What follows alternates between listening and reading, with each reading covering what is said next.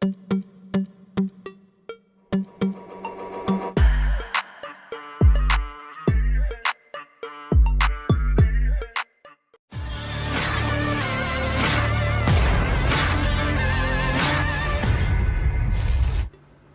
ke-6 Rusia baru-baru ini kembali intens mengirimkan serangan ke arah militer Ukraina.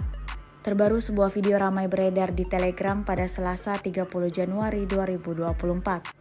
Dalam video tersebut menampilkan adegan detik-detik pertempuran yang berlangsung di dekat Sporny.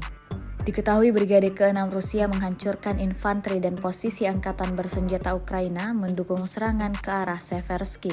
Disebutkan dalam keterangan unggahan, pada video pertama operator UAV menemukan posisi militer angkatan bersenjata Ukraina di pendaratan dan mengarahkan artileri ke arah mereka.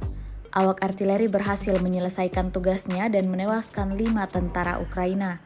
Sedangkan pada video kedua, anggota regu GORB Rusia menemukan posisi mortir dan truk pickup angkatan bersenjata Ukraina, kemudian mengirimkan serangan dengan drone FPV. Alhasil, 7 tentara Ukraina tewas dan 1 kendaraan militer Ukraina rusak total.